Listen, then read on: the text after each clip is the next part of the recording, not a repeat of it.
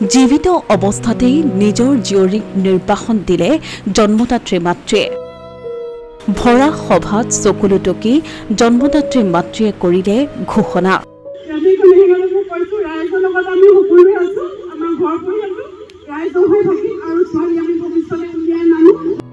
এগৰাকী মাতৃৰ বাবে নিজৰ পুত্ৰ কন্যা কলিজাৰ এফাল।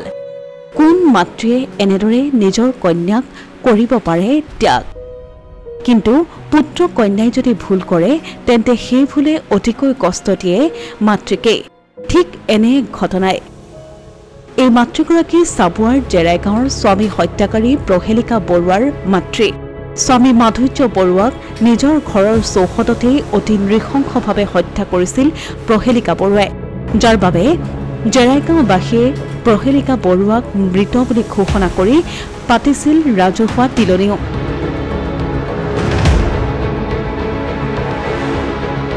বুধবাৰে জেৰাইগাঁৱত প্ৰহেলিকাৰ বিষয়ক লৈ অনুষ্ঠিত হৈছিল এখন ৰাজহুৱা সভা। শ শ ক্ষুব্ধ ৰাইজৰ উপস্থিতিত প্ৰহেলিকা বৰুৱাৰ মাতৃয়ে কৰিলে এই ঘোষণা।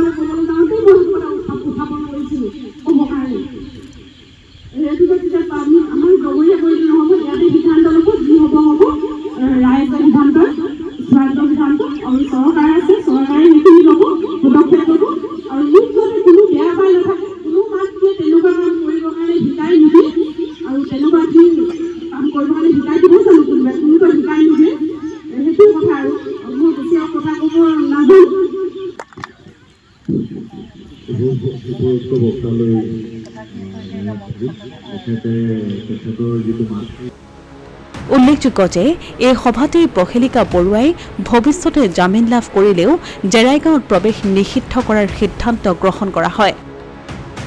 অসমীয়া প্ৰতিদিন ডিজিটেল সংবাদ চাবুৱা।